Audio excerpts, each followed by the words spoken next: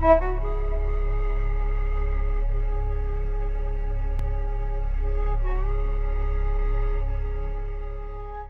Iran, la sanction pour possession de drogue est la peine de mort, que l'on ait 30 grammes ou 50 kilos sur soi. Dans ces conditions, les narcotrafiquants n'ont aucun scrupule à jouer gros et la vente de crack a explosé.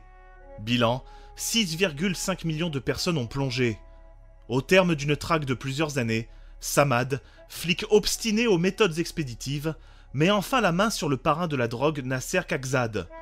Alors qu'il pensait l'affaire classée, la confrontation avec le cerveau du réseau va prendre une toute autre tournure.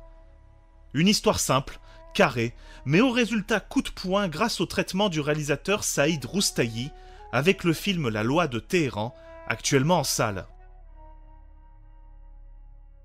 La Loi de Téhéran est dans la veine de certains films frondeurs du réalisateur américain William Friedkin, comme French Connection et Police fédérale Los Angeles. En effet, Roustahi cultive le goût pour abolir le rapport entre le bien et le mal, l'intégrité et la corruption, pour ainsi brouiller les rôles entre flics et truands. Il plonge littéralement le spectateur dans un enfer urbain, rongé par la misère et la détresse sociale.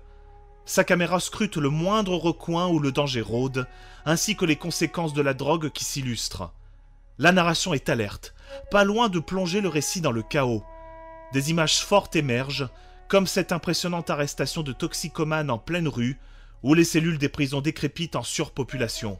هرچی ازت میپرسم اگر درست جواب بدی خودت و زنت میرین زندان بچه‌هاتم یه راست بهسیستی. من اسم میخوام. ناصره؟ خاکزاد. Seulement, la loi de Téhéran dépasse le cadre du polar pour intégrer un portrait sans appel de l'Iran.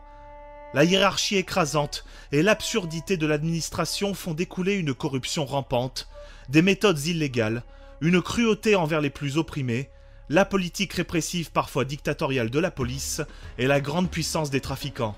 Alors qu'il devrait y avoir une vraie collaboration entre policiers, c'est la rivalité qui l'emporte, au profit des intérêts personnels. Même les enfants ne sont pas épargnés dans une justice qui n'a parfois plus aucun sens. Dans ce labyrinthe psychologique, où un dossier clos ne fait qu'en ouvrir d'autres, la figure du policier va être ébranlée au profit de celle du truand. S'il n'est pas question de faire l'apologie ou de trouver des excuses faciles aux deux camps, le film dresse avec finesse et pertinence la manière dont chacun a sa place dans la société. Samad cherche à freiner la drogue, mais avec une violence souvent contestable, tandis que Nasser exploite la pauvreté du peuple, tout en voulant protéger les siens et leur donner une chance de s'en sortir. Il ne semble pas y avoir de vainqueurs, mais que des vaincus. Le réalisateur iranien réfute tout manichéisme pour plonger dans un nihilisme assez étonnant et osé.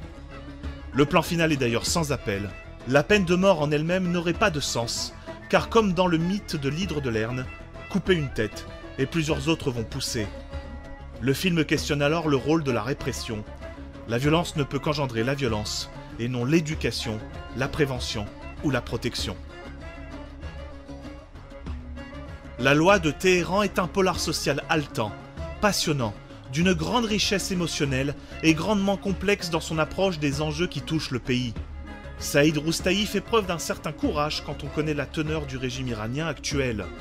Il prouve que le cinéma est encore un art, qui fait à la fois vibrer et réfléchir. Certaines scènes risquent bien de vous obséder longtemps. بچه چیه این وسط؟ همون طفل معصوم که دادیش دست اینا فرستادنش تایی دره، همونی که باباش منم.